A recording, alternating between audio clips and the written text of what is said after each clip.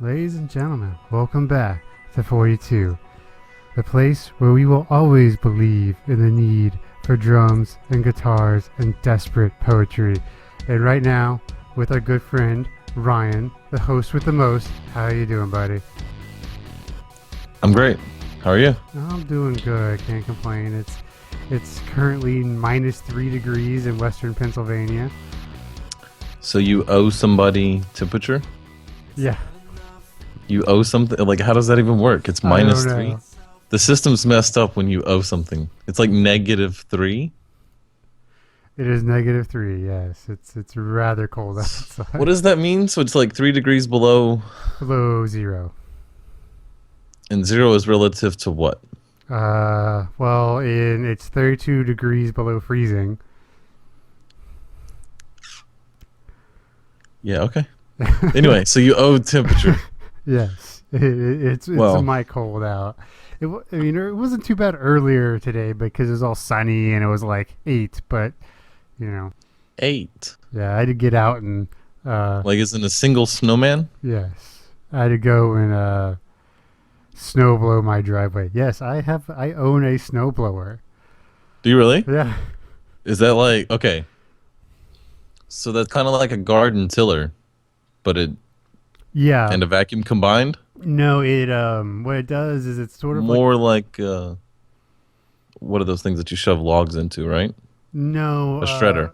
How this one works is kind of it's actually about the size and weight of like a push behind lawnmower. Okay, right. And ours will do up to 6 inches. So if it's over 6 inches, we're boned. We're just screwed. So, but this one, so you push it, and it kind of propels itself, and it picks up snow, and it has a chute on the top that shoots snow out. And it'll shoot it at probably about 3 feet, depending on the type of snow. So, and our driveway is really steep. It's like 8 degrees, so we have to blow it to get up the driveway. What if it's frozen? How do you do that? We're screwed. If it's going to be really bad, we park our cars at like the top of the hill, like in our yard at the top. Isn't -3 degrees bad? Well, yeah, but it's not snowing. It's just cold. Okay. I won't tell you what temperature it is here. So that's what unless you want to know. Everyone's been like, oh, it's, because I have a lot of my friends down in Texas, and they're like, oh, it's 60 degrees. I'm like, well, when it's 110 in the summer for y'all, we're really, and it's 85 here. I think the average high here in August is like 87 degrees or something like that. So go ahead. No, go ahead. So we get it back during the summer. It might be kind of miserable during the winter, but during the summer, that's when it's going to be great. Do you think that you have more, on average, like per year, better temperature days than we do?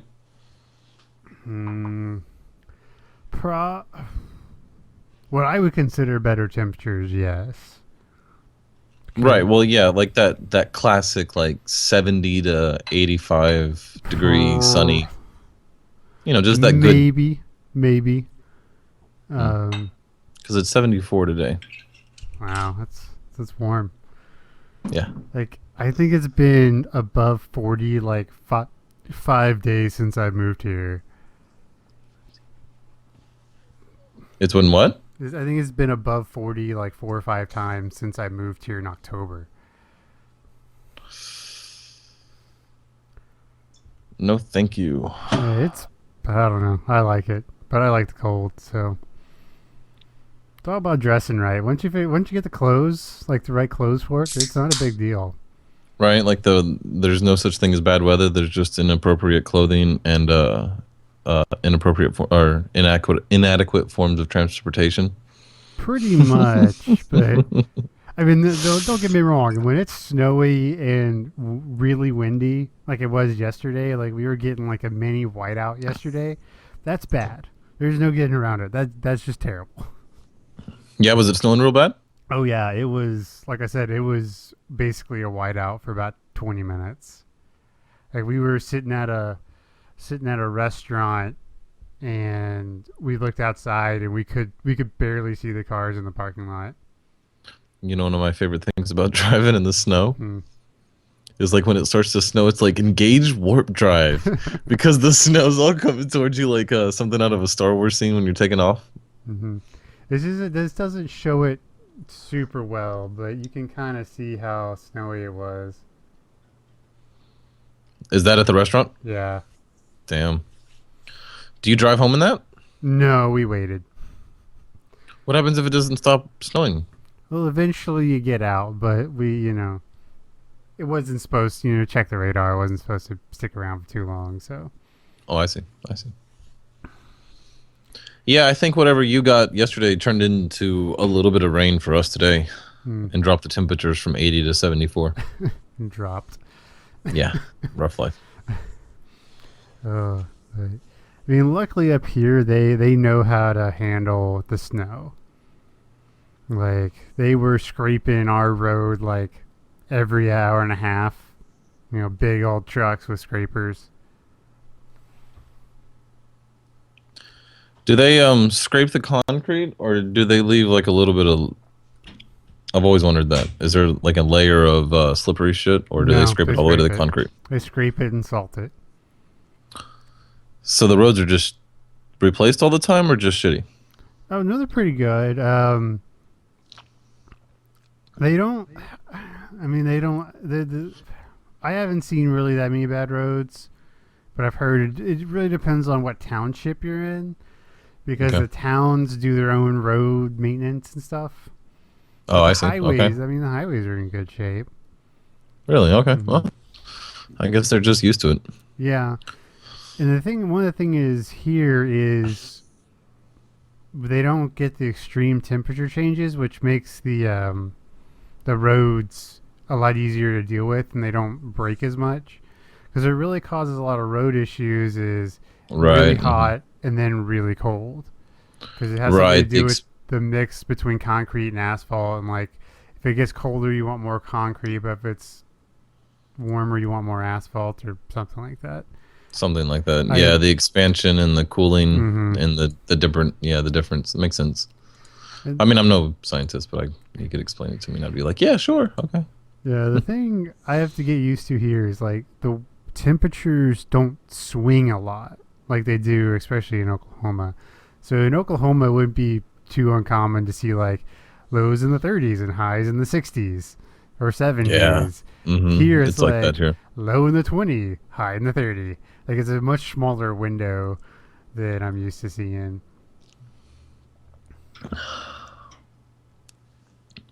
So, how was work this week? Oh yeah, that was a thing. I've had a hard time focusing the last couple days because I got my shoulder surgery scheduled. Don't lie about your excuses. It's because you got a new computer. Hey, Go on, tell everybody what you got. let's see. We ordered the He's rest been of our working on this rig components. for like 2 years. Yeah, it's a 4 gigahertz AMD 8 core overclock edition, whatever that means. An Asus motherboard, 16 gigs of RAM, DDR3 Damn. RAM, a 4 terabyte 7200 RPM drive, a What's up? 16x Blu-ray with Corsair water cooling system, Nice. which was worth the money. Nice. That temperature never gets high on the box. Yeah, it's kind of funny. My wife was pissed because she could only play the new Assassin's Creed because I got her the game for Valentine's Day, and Right. she could only play it on very high and not ultra high. She was very upset. Yeah, that ultra high pushes some that requires top of the line Oh, stuff. It's gorgeous. I mean, Yeah. it's just Even on high though, it's gorgeous. oh yeah. And you know what? If you go into customs, you can turn a lot of that stuff up to ultra high. Mhm. There's just a few things you can't, and that's what's holding you back when you go to ultra high.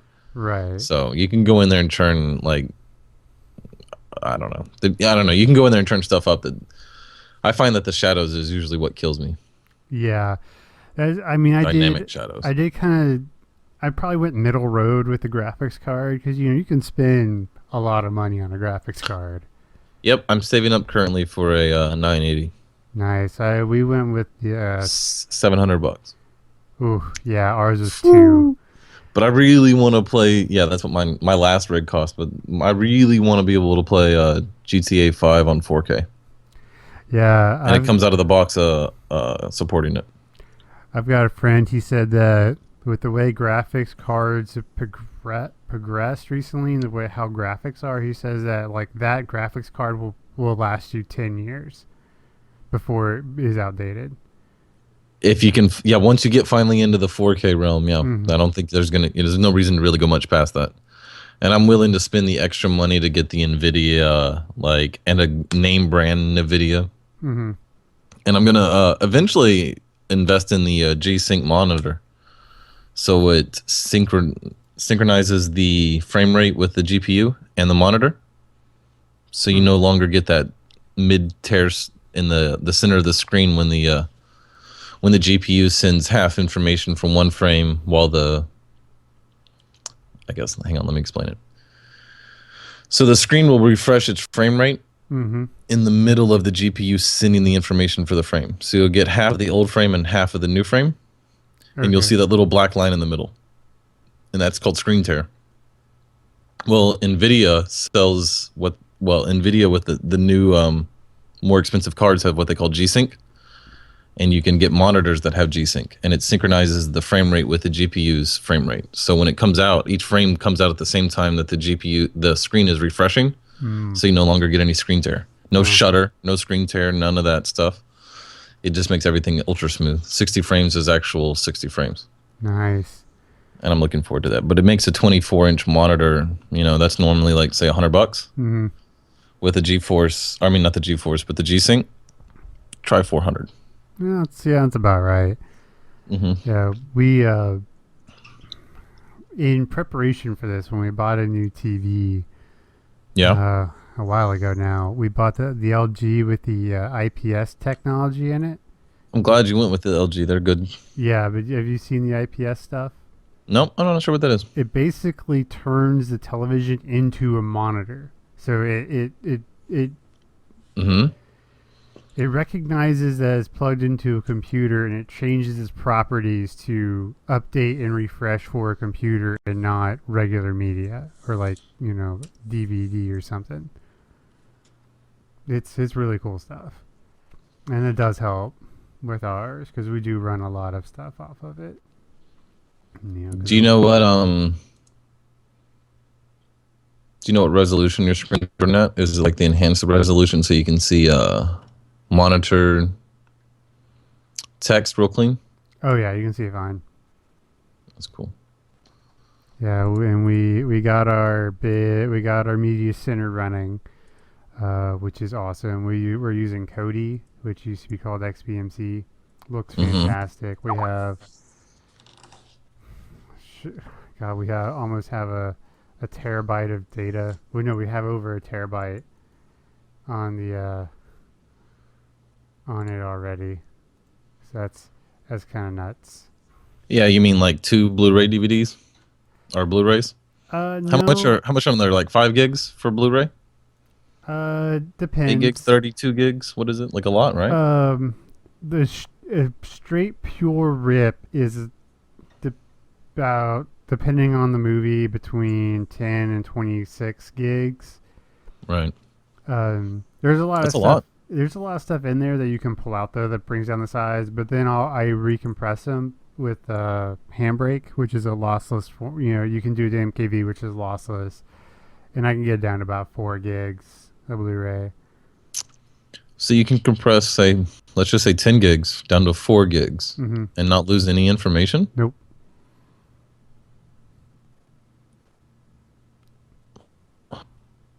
Okay.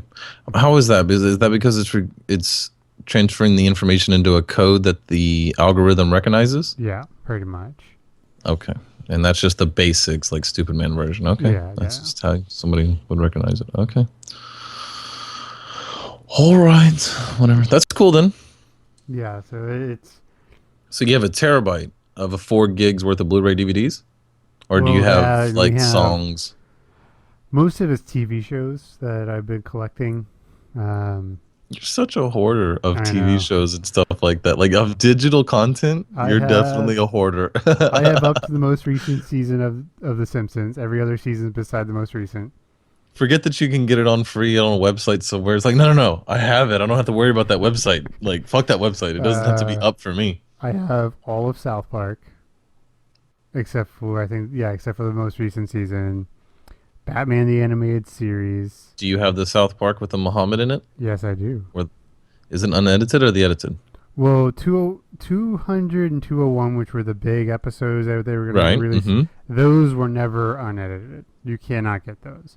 But Is there a version that exists somewhere in somebody's closet or drawer that's unedited? Like they created probably. it unedited, right? I would guess so, but it's never been released and it's never been leaked. Wow. But there's an episode in season 4 called Super Mm-hmm. Best Friends, Yeah. and Muhammad's in that one. And for 5 years or longer, Muhammad was in the opening credits of South Park. Really? Yeah, he was in the I never. background. That's cool. I didn't know that.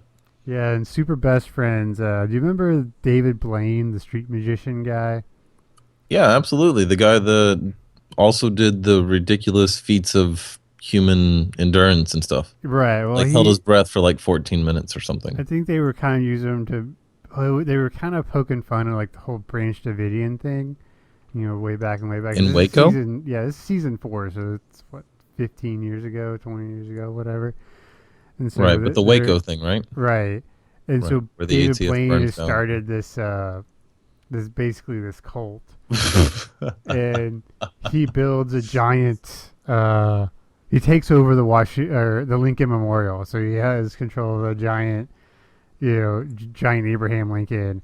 And so the kids call in Jesus, and he can't do it alone, so he calls in the Super Best Friends, which is Jesus, Muhammad, Joseph Smith, Which and is the creator of Mormons. Yes, and Which, if you don't know, and look up your Buddha. facts, kid. We know who created that religion. You can't trust it. Like, if we know the guy's name and he has a history of creating false, or what was he? He was a, what was Joseph Smith? He was convicted of 3 or 4 fraud. times for fraud and Fraud. Hmm. yeah. Yeah, and he also said the best way to, or he made a bet that he would create a religion, and he did. Yeah. Check your facts. We can't trust religion. You know what's funny is the newer the religion is, the less you can trust and believe in it as we go. Right? Scientology gets made fun of the most because it's the newest, and then you have Mormonism because we know that one, and it's just Right. funny as it goes. Catholics, and then Christianity, and then Islam and Yeah. Jews. They get made fun of less the further you go back. Yeah, so If we know They- who wrote this shit down, you can't believe in it.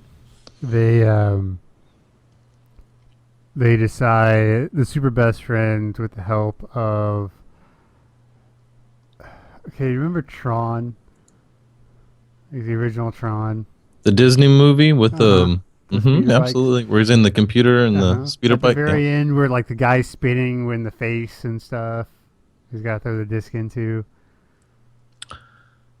Right. Yeah. Okay. Anyway, Mhm. so they decide that what they need to do to defeat a giant stone Abraham Lincoln is to build a giant stone John Wilkes Booth.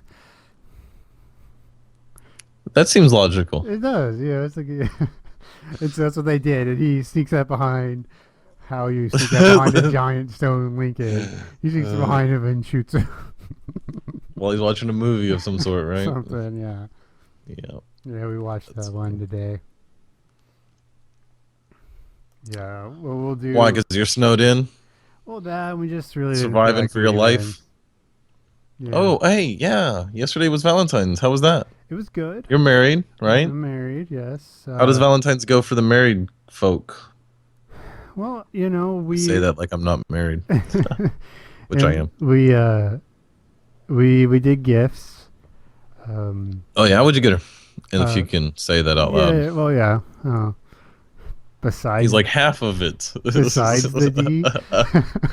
I got her Assassin's Creed, and I got her. She's been wanting the new Fitbit that keeps track of your heart rate and stuff. It's like the Fitbit That means you had Charge. to get one, right? No, I didn't get it. I don't care. What the fuck? Yes, you have to get one. She has to have somebody to compete with. Oh, she has friends that have them. Oh, okay, cool. So, Cool. um, and she got me some like some new house shoes. Cause up here you really do need some slippers. It's cold. So, what is the average temperature of your house? Like inside? We keep it. We keep it probably about 67, 68.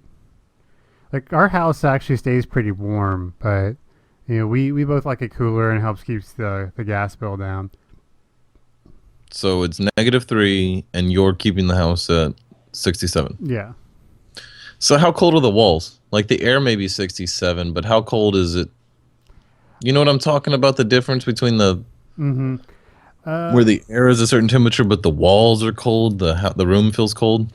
Yeah, I mean it's not too bad if you're Mm-hmm. like where our couches can get kind of cold because right up against this big window, Mm-hmm. but in the bedrooms can get cold. Like it'll probably get down into like the 40s in our bedroom. So what? Just big blankets and socks? You just sleep in clothes, kind of thing? Oh no, just big blankets.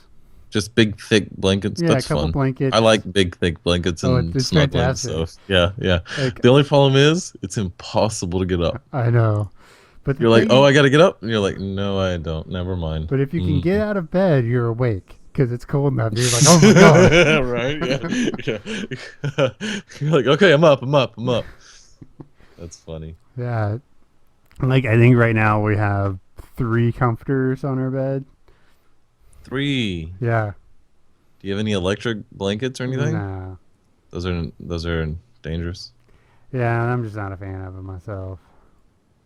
Do you have any animals? Do you have like a dog or a cat that you have to take care of? No, not right now. Okay.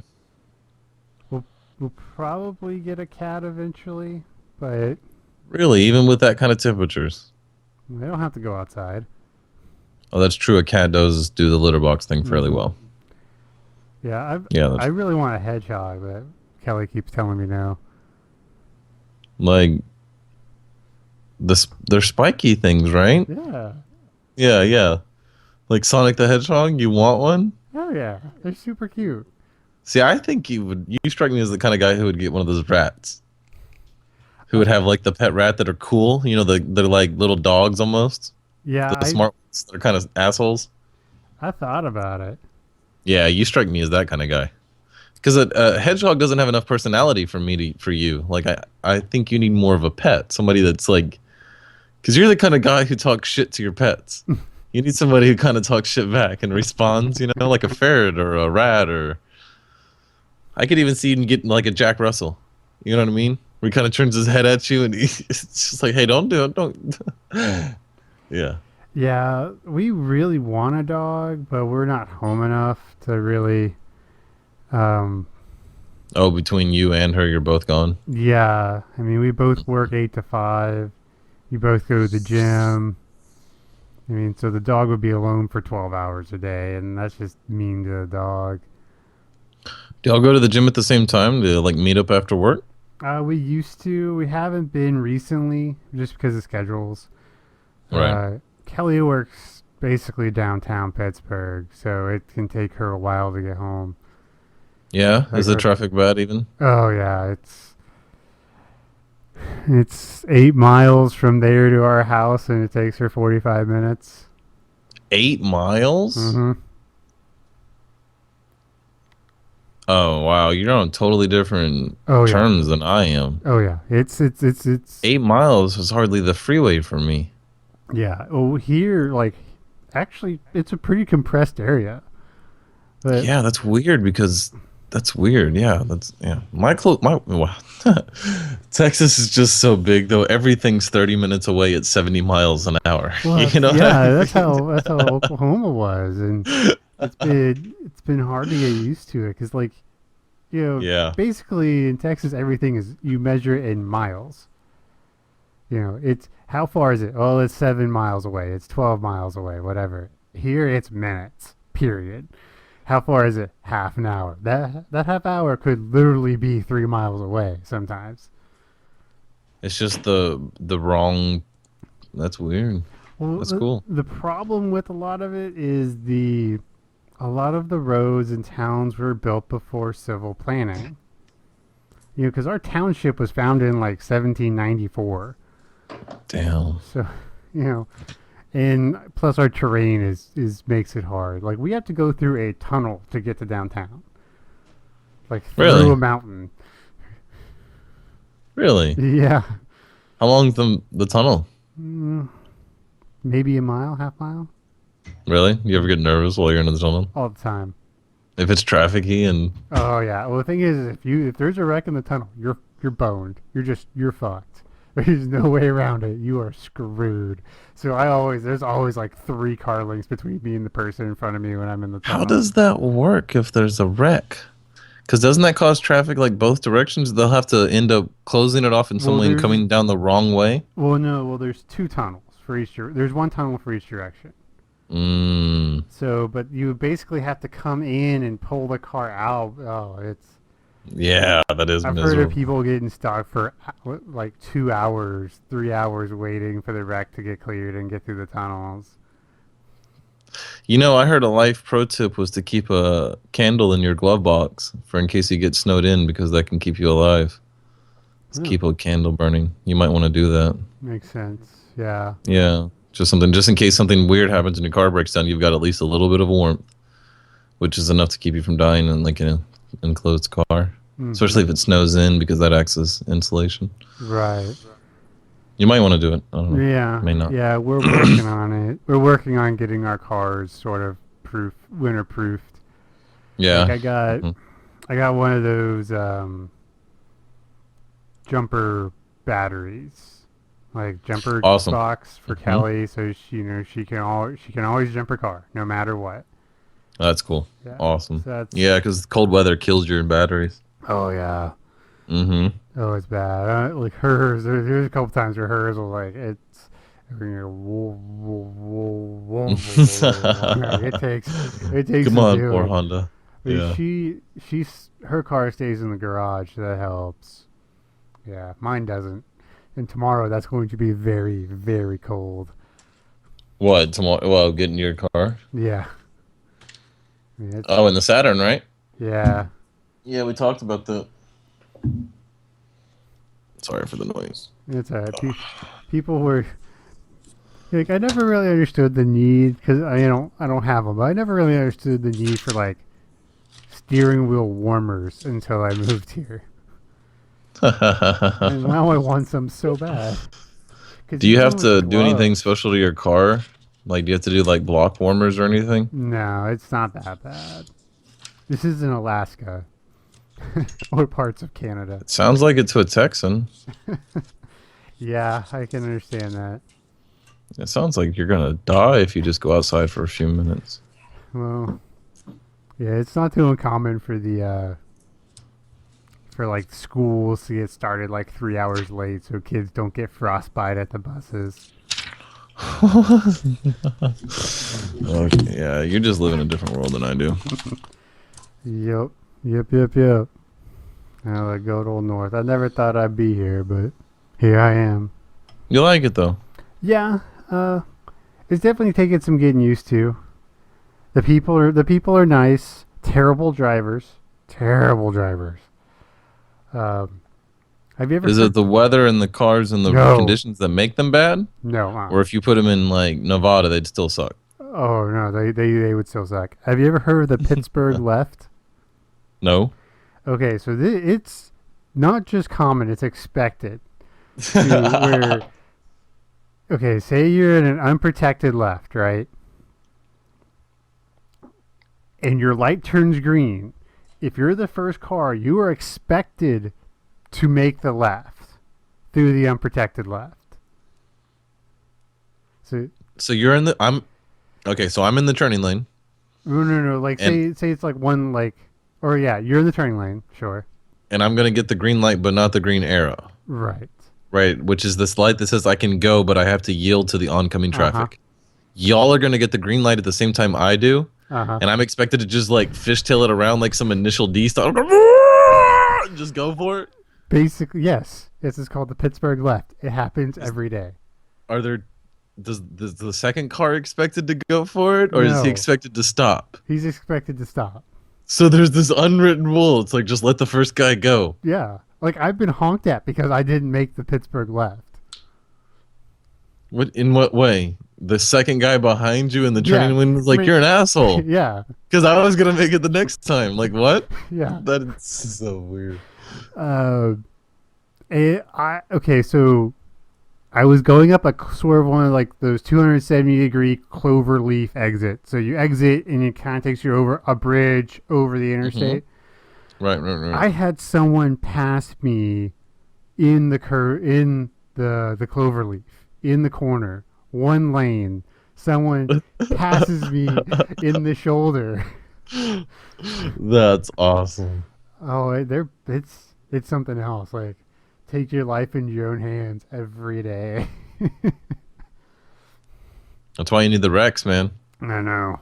You need someone with a little pickup, something that can handle those corners. And the liquor laws are weird here. Yeah, like you can buy it at gas stations. No. All liquor stores are run by the state. Really? Yes. You can. Let's see. You can sell a 6-pack of beer if you are a restaurant, but if you, but other than that, you have to buy a case of beer from the distributor directly. The distributor, like I either buy it from Budweiser. Well, the Budweiser has to sell it to people who distribute, like, so. Oh, like a liquor store. Yeah. Well, no, not store. Well, not store. Like the people who get the beer to the stores are the distributors. So it's a 3-tier system. It's a federal regulation. So you have the brewers, the distributors, and then the final consumer. And so there's no. Well, and then the sellers, and then the final consumer. So we go directly to the distributor, which we do get really good beer prices, but having to buy a case at a time is a bit of a bummer. Oh, I get it. Yep, that would be a bummer. So we have to. We can buy a beer at a time here. We have to buy 24 at a time from a store. Like we can go to a bar and buy a pint. That's no big deal, but we can get Yingling Lager, which is a fantastic lager. $14 for a case. Damn. Yeah. Yeah, that's a great price. Unless you're going something really exotic, it's pretty good prices. But every once in a while, you'll spend, $70 on a case. You're like, oh, that was more expensive than I thought it would be. Right. Yeah. Mm-hmm. Yeah. I think. Yeah, it's about $40 a case for what I like. I like Dos Equis. Dos Equis is good. Yeah, it's my favorite beer. Just the regular green bottle. Like, good, easy, light to drink. Mm-hmm. Yeah. Mm-hmm. Mm-hmm. Yeah, that's a good one. I really like their amber. The Dos Equis amber, I think, is really good. But you're the kind of guy who can drink an IPA, can't you? Yeah. Yeah. So that's See, he's like, yeah, that's just beginning, Bob. I can do the 45-minute double hops IPAs. Yeah. Get me on a roll. Now, if you ever want, just like No, I don't. we've actually started because like IPA is very big in the U.S. right now. Like that is sort of the big craft beers in IPA. Right. And so we've been like me and a friend of mine. We've classified them as there's drinkable IPAs and paint stripping IPAs. Or enamel stripping IPAs is how we put it. Right. It feels like some of them, like the Stone IPA, which I enjoy, but the first sip, it feels like it's trying to rip the enamel right off your teeth. No thanks. Hard pass. Yeah, I'd prefer to drink my aged rum. Thank you. Yeah, I've been drinking a lot of bourbon recently. Old fashioned style. Like Maker's Mark or whatever did you call it? Yeah, Said was? but an old fashioned is a drink. And right now it's pretty much done with bourbon, but it can be done with a lot of different liquors. But it's it's like 2 ounces of bourbon, simple syrup, a muddled orange, bitters, really large piece of ice. It's pretty good. That's what I've been drinking mostly. I like rum and Coke, or I like to just shoot shots of rum and chase it with Coke. Yeah, it's one of those things you don't like to admit to, but we picked up some of that cake vodka the other day. That stuff is so good. Isn't? Oh yeah, dude! Like Never bought it off the shelf. what we did is we had this mango orange juice from Trader Joe's. Mm-hmm. You get like a pint glass. You put in like 4 or 5 ounces of vodka. Right. Put in the mango peach and a little bit of like grenadine. Dude, it's like a pineapple upside down cake. They get you drunk. And it doesn't have the bite. Oh It's no, pretty it's smooth. Especially if you put that shit in the freezer, man. Like it seriously tastes like a birthday cake. Well, that sounds dangerous. It's a little. I mean, it's only. Most vodkas are like 45%. I think it's like 35 or 40. So, but it still gets the job done. Awesome. You want to know a crazy fact? Sure. Do you know how big a Lego Death Star would have to be like actually to scale? How big? About 2.1 miles.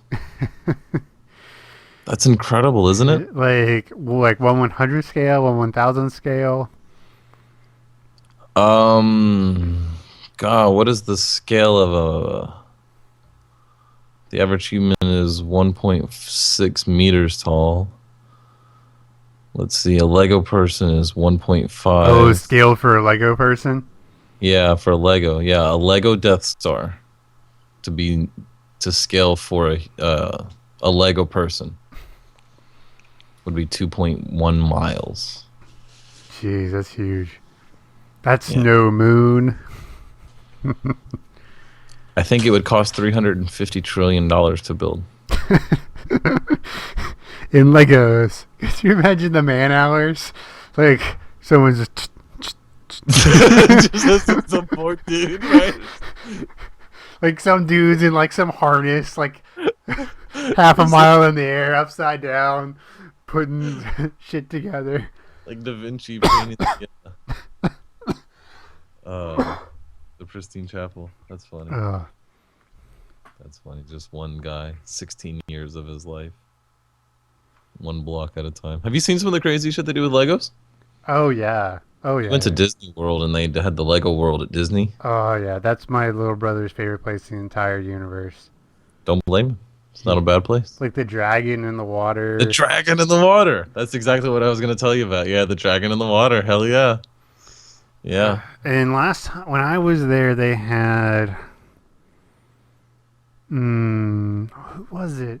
I think it was a Pixar character, like a 15 foot tall Pixar character outside. I think it's Buzz and Woody. It is Buzz and Woody. Yeah. Yeah. That's I think cool. it is. Let me think. Sounds right. Because I was just there. I don't think it's inside, though. I think there's a Woody and a Buzz inside you can take pictures with. But they're life size. I think outside was something else. There was the... Anyway, I got pictures. Maybe I'll post some of them in the show notes. Nice. Yeah, The show notes we always talk about and never, ever, ever do. Well, you should post some of this. Hey, man, I do everything else. Your job is the show notes. Ouch. Daggers. I love you, Ryan. You don't love me. Okay, you might love me. All right, fine. I found a cool website that people might want to check out. So you know how you ever heard of like Freakonomics? Yeah. Where they go through and they try to find correlations between unpleasant facts. Mm-hmm. Right? And it's interesting. And they find facts that are fun. Well, I found a website. Okay. And I don't know what it makes me think of Freakonomics, because before I found this website, I thought a lot of Freakonomics. But then I found this website. All right, and it'll be in the show notes. You can post our Skype links in the show notes. But what it is it's a website that goes through and finds random correlations. And it's funny.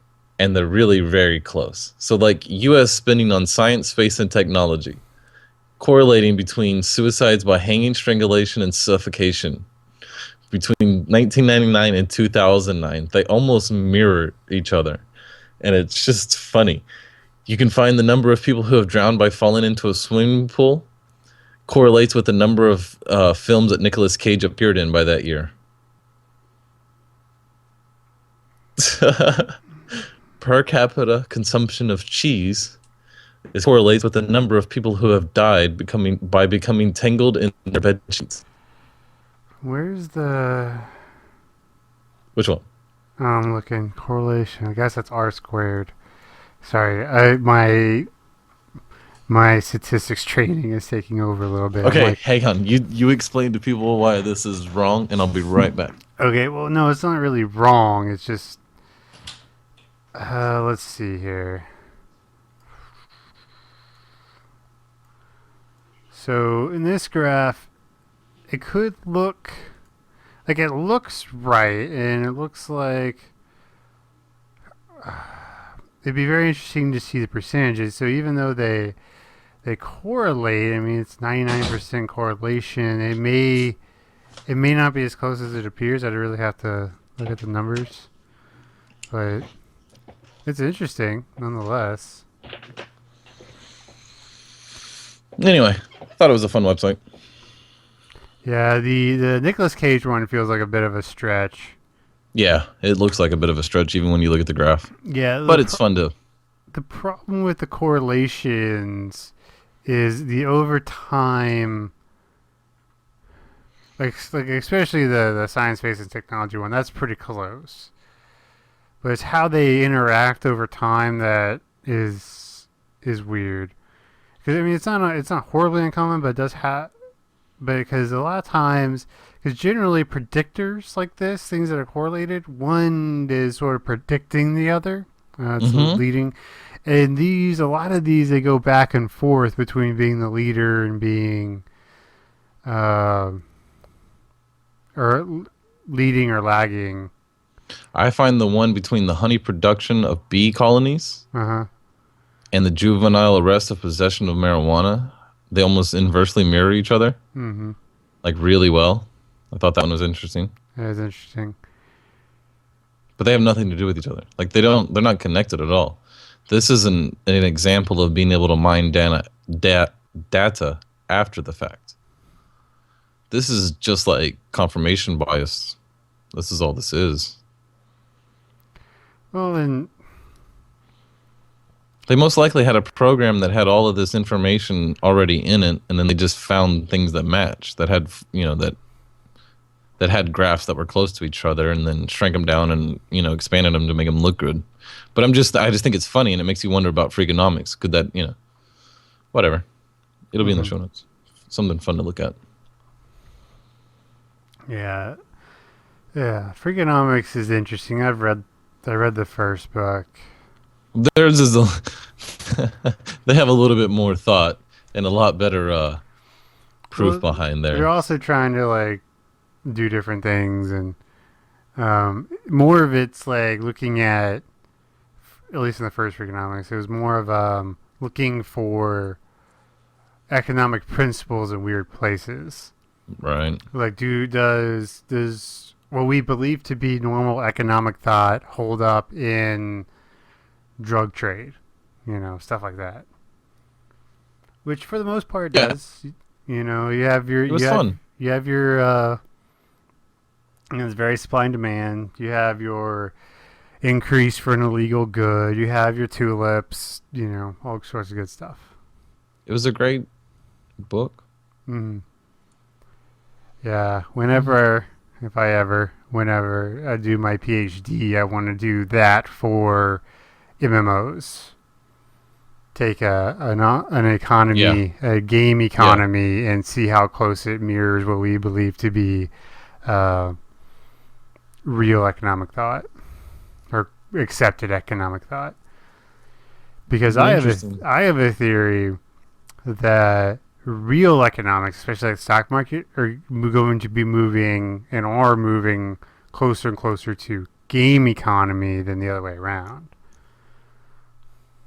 Well, you have to write a paper and then explain it to me because I'd never understand it otherwise. Well, okay, Anyway, so the idea sounds interesting. No, is because I'll just give you the rundown real quick. too long, didn't read. Can I get that version? Uh, okay, the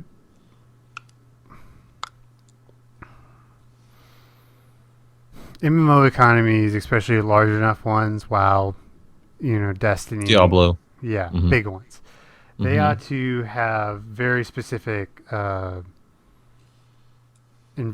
ought to be very specific and very quickly moving because everything can be instantly done, right? They are that way. In They're very so much like day trading. well, and that's the thing is now like, and things are moving so fast now that I think we're getting more to that, in which speed does help to bring in the Right. irrational consumer, which causes issues. Like, did you know Makes like sense. there are traders who have like direct pipelines into the stock exchanges? Yes, I They're know all about that. I they're know all like about that. That they passed the regulations in New York that all data servers that are connected to the stock market have to have 315 feet or whatever it is. Like there has to be a standardized amount of feet between the server and the main server that connects them to the pipeline, because there can't be an advantage by having like a foot. If your cable is a foot shorter than another person's cables, then when you're doing the high volume trading, that extra billionth of a second in information, being able to transfer that information equates to an advantage.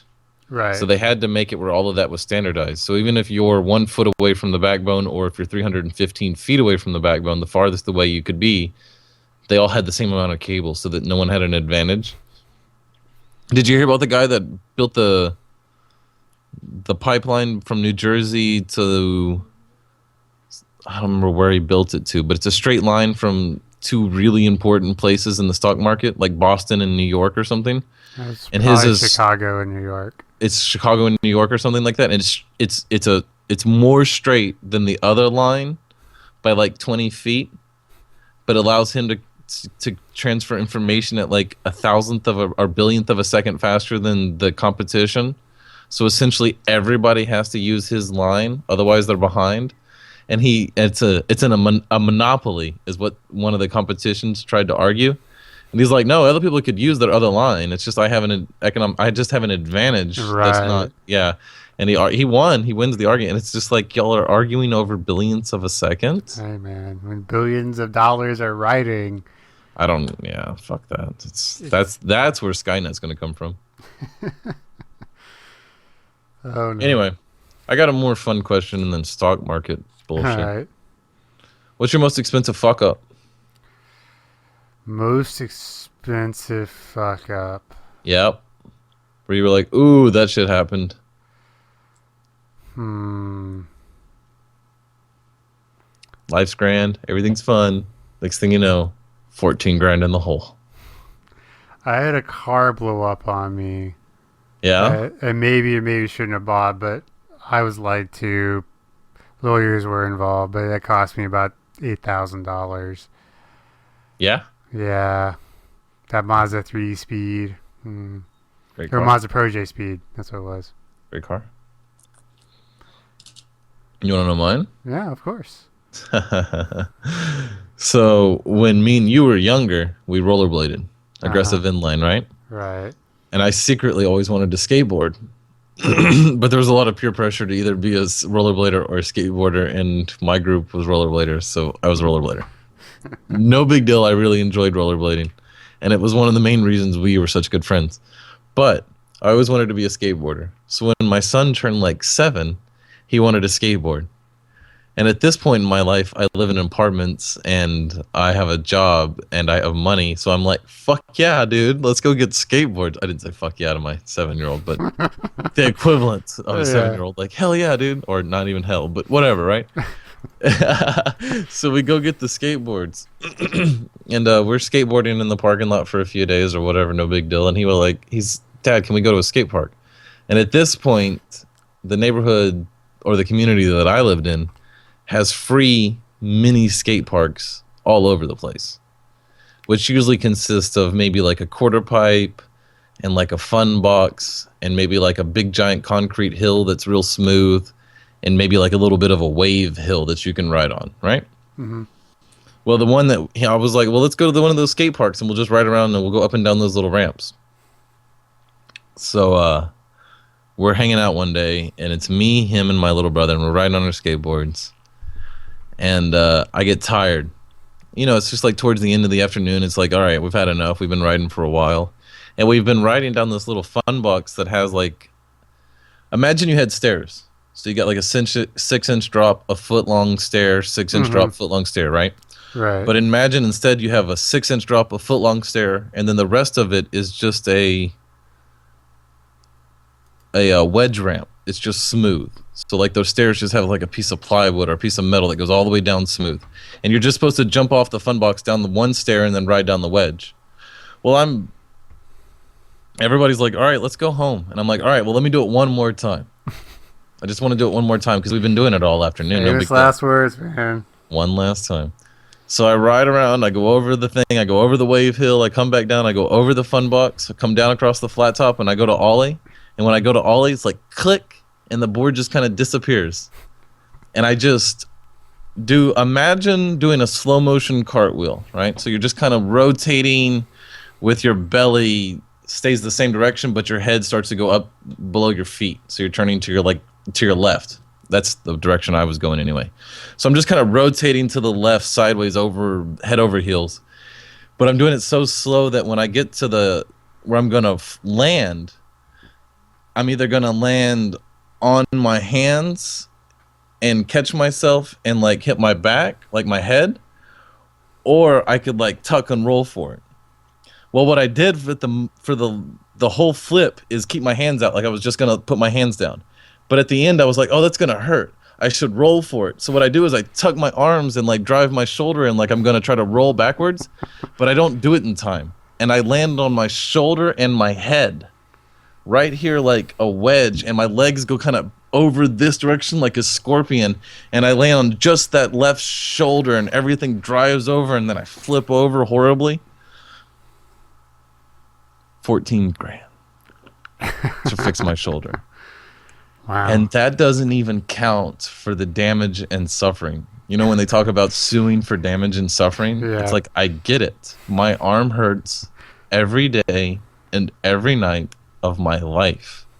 It always hurts. Yeah. I have a $5,000 titanium plate in my shoulder that has 2 screws here, 2 screws here, and then it goes down around my shoulder and has 2 screws there. Ugh, that's an expensive fuck up and a painful one at that. Oh yeah. And then I'm only 27 or 28 when I do it, and I expect to live to be like at least 100, right? Yeah, You know, because modern day technology and medicine. You know, 100, yeah. Whatever. Yeah, that's one reason I'm getting my surgery this week. I'm in pain every day. You know, it's not as bad as what you did, but still, you know, tear in the shoulder, Right. torn ligaments and shit. At least it's not a rotator cuff. They thought it was originally. I'm like, ah, shit, that's 8 weeks in a sling. But luckily, I think we can get out with one. I did 6 weeks in a shoulder sling. That's tough. Yeah, the first 3 nights.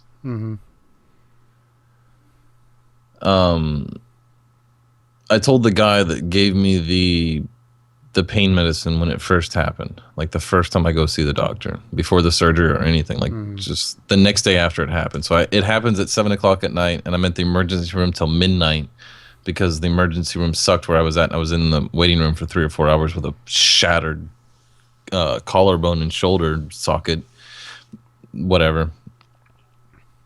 The next day I go to the doctor and he gives me hydrocodones or something. And they're not strong enough. I'm 200 pounds and I don't know. Alcohol doesn't really work on me and neither does like painkillers. Like they're just not very strong for me. So I tell the doctor that, and I guess he takes that as a because they'd given me that night at the emergency room. So the next day when I see the doctor, I tell him that, thinking he would give me something stronger than hydrocodones. Mm-hmm. But instead, what he takes it as is you're allergic to hydrocodones. Here, take these tramadols instead. And they don't have, those don't do anything for anybody ever. Those are like weak Tylenol, dude. So I spent 3 days in the most excruciating pain that I've ever gone through in my life before I got back to the doctor and he prescribed me some hydrocodones. And even those weren't that strong. Because I don't know, everybody's afraid of people getting addicted to painkillers. But I'm like, I'm the guy falling victim to the fact, like, I need it. Like, give me something that puts me to sleep. Dude, for 2 days, I could not move. Just blinding white light. Just any movement in my shoulder at all would just sing. That little white light that goes through, that like a TV turning off. Oh, yeah. Yeah. Avoid that, children. Oh. Yeah, man, I'm still paying for some of those injuries. Yeah. I'll always pay for this one. We all took Aaron's advice, and that was just the wrong thing to do. Yeah, Aaron was an idiot. Uh, We should have thought about that, though. The fact that Aaron was an idiot, we should have thought about the fact that Aaron's an idiot. Yeah. It's like, just because you can work on nuclear bombs doesn't mean you should be making life decisions for us. It's like, by the time we're old enough for it to matter, they'll have a cure for it. Turns out that's not true. Yeah, it wasn't we weren't ready for that one. Oh my god. 30 years wasn't that long. It wasn't that far away. Yeah. It was fun to be that way, though. Yeah, To it be was 16. fun. It was fun to be 16 and thinking 30 was a lifetime away. I felt it at the time. It did. And I hope to keep that perspective when I have my children at 16, 18. I'd just be like, okay, man, I get it. You think this is the most important thing that's ever happened to you ever. Because it is. I mean, yeah, because they've never had their heart broken. They've never, They haven't gotten laid yet. Yeah, they haven't. I get it. But I'm also a dad, so it's hard to be that way. Yeah. Yeah, like I tell people, it's like the best thing that can ever happen to anyone is one just absolutely vicious heartbreak. This is one of the best things that can happen to anybody. Because when you get through it, you know it sucks, but you can get through it.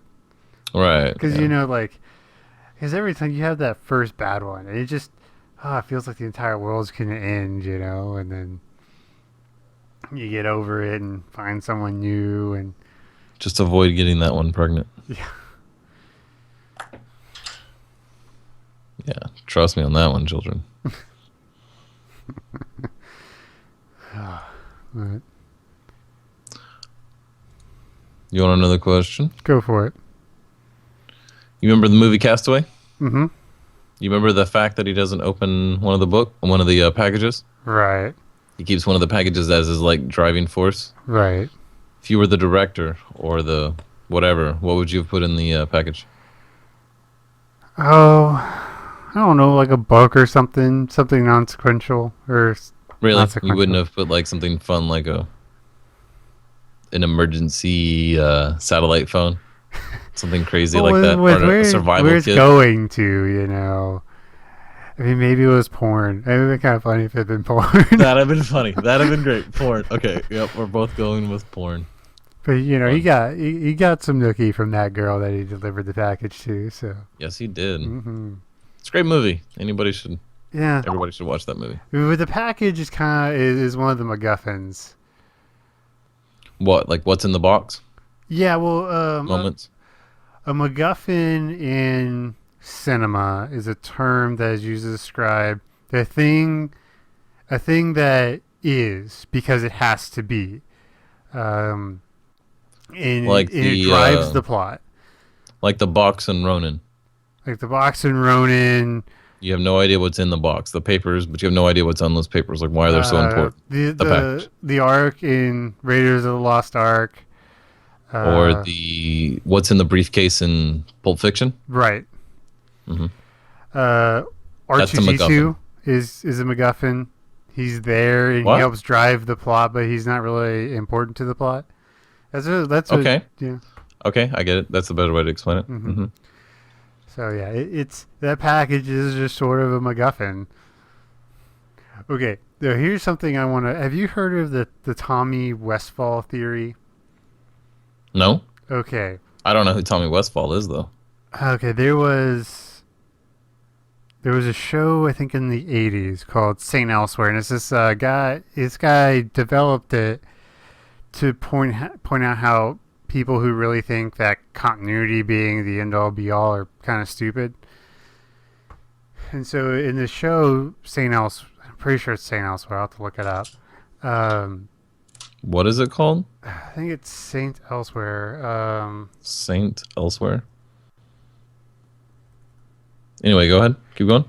Here, I'm gonna send you the link to this, and it's a show where all these different people from different shows like Law and Order and everything else show up. At the end, it turns out the kid was just daydreaming everything, and it's autistic, and is autistic and sort of just daydreaming everything about this show. But through the idea that okay, if it's mentioned at all in a show, it's a part of the continuity. Okay, it's same universe, and they've been able to link all the Law and Orders, The Simpsons, Frasier, Friends, Cheers, Doctor Who, Star Trek, Red Dwarf. Like it's something like 60% of all television shows can be considered to be in this one continuity. Wow. Yeah.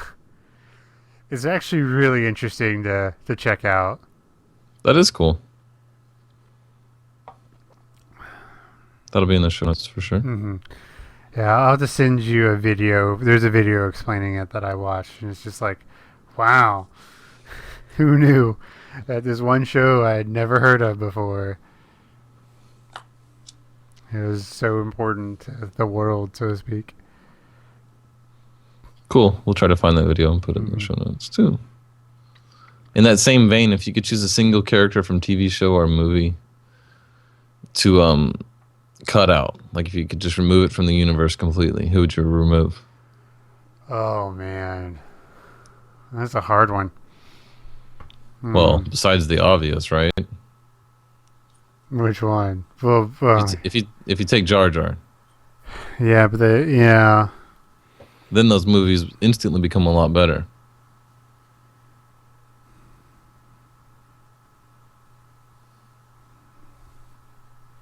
Take any one person out of a movie or TV show. Mm-hmm. Yeah. So, May not be that great of a question. well, it's just I watch way too much television. Yeah, that's why I chose it. That's why I was thinking Well, it's about always have a hard time narrowing it down. I think if they would remove the guy with the eye patch from The Walking Dead, that whole season with him sucked. I don't think he should have been. Like, that should have been a character at all. If you could remove Doctor Who from Doctor Who, it would be a much better television show. What? Yeah, well, the Doctor from Doctor Who. Yeah, I've watched it. Thank you.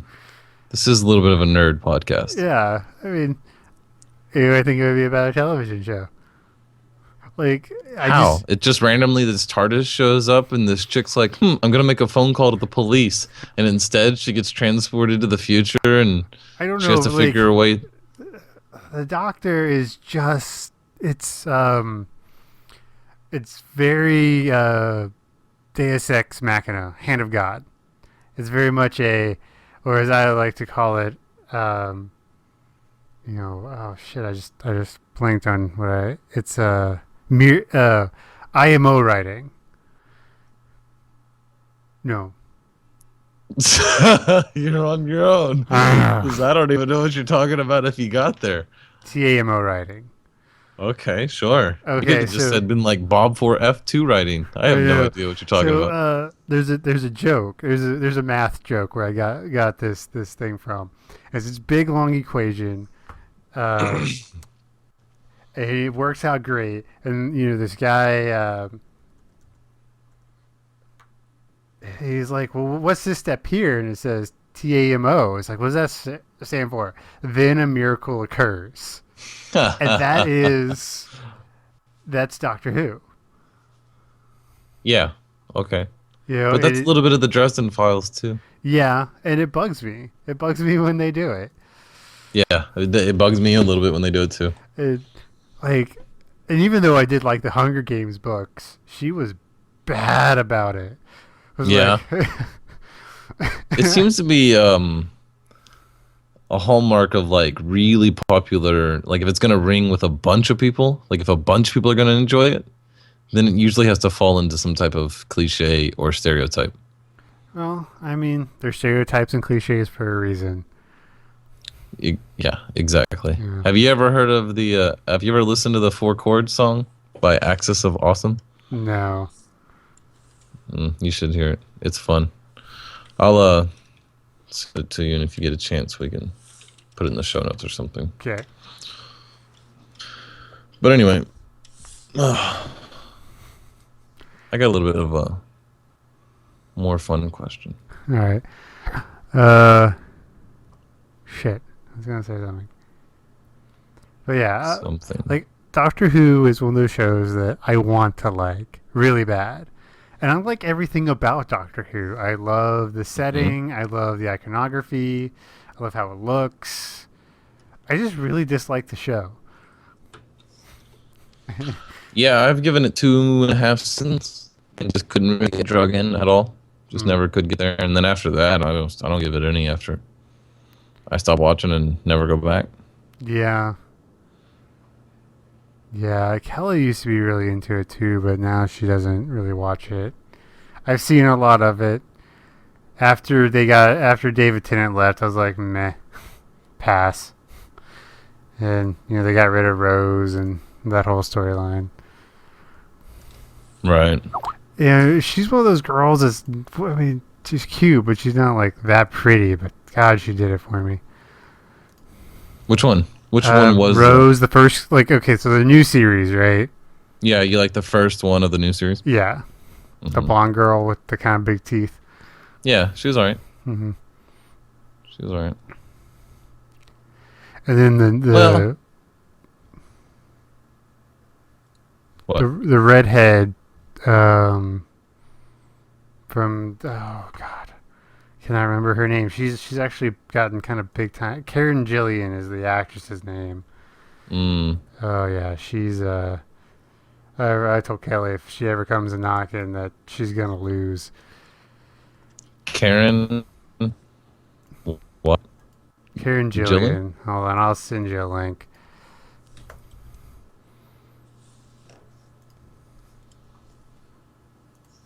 Dun dun dun dun. Let's see. And this is the she done. She was a companion for a while, and now she was in a show Selfie that didn't last very long, which is sad because it was awesome. She played a bad guy in Guardians of the Galaxy. Wow. Yeah. She pretty. Oh yeah, I liked her too. Yeah. Yeah, and But I have a thing for redheads, so yeah. Oh, and she's Scottish. I like gingers. They're cute. I'm just nothing much makes me weaker in the knees than a good Scottish accent on a girl. Oh. But to be fair, Kelly's already told me the guys, she's gonna leave me for her, so I can't really blame her. Oh yeah, I don't. Yeah. Yeah. I don't know how much the world wants to know about what I think of open relationships or whatever, but I'm not that worried about it. We were at a bar, and like they were doing a special on J.J. Watt, Houston Texan. You know, Yeah, JJ SWAT. I know who yeah. he is. I live here. I told Kelly, I was like, you know what? If you left me for him, I get it. I'd be bummed out, but I'd understand. There's just some things that are true. Like, yeah, Yeah, I get it. I That get guy's a goddamn. He's a Greek god. Okay, sure. I bet he's got a 12-inch dick too. What the fuck? What's crazy is he's like an insanely good hockey player. Is he really? Yeah, like I bet he plays grew up basketball playing, and baseball like an awesome. well, he grew up in asshole, too. Wisconsin playing hockey.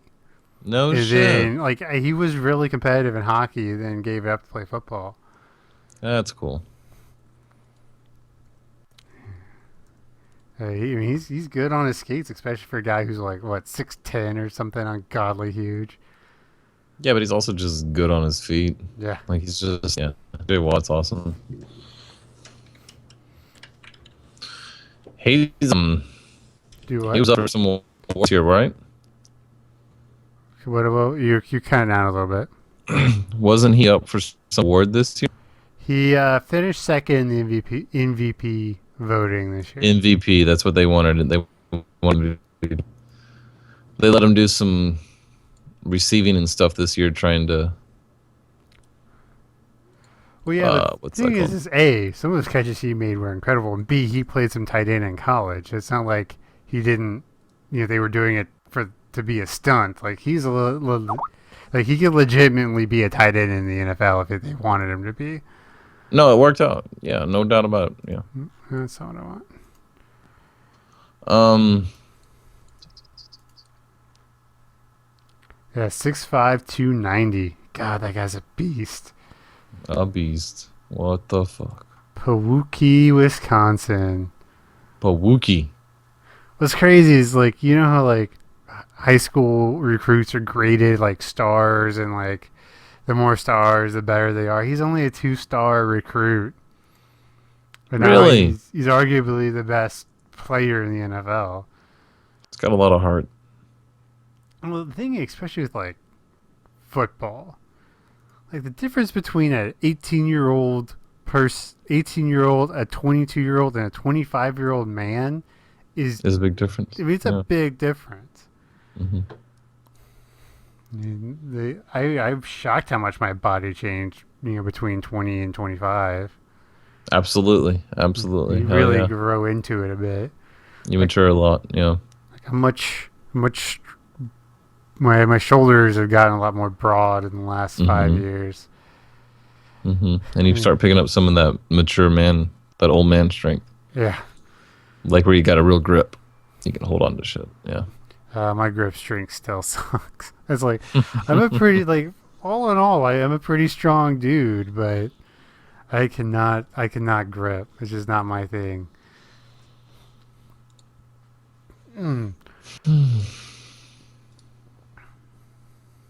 So I got a question for you. Well, not really a question. Something I want to start doing every podcast. I want to do the Ryan recommends section. And it can be anything: album, movie, food, restaurant, place, sexual position, anything you want. And I'll give you a recommend too.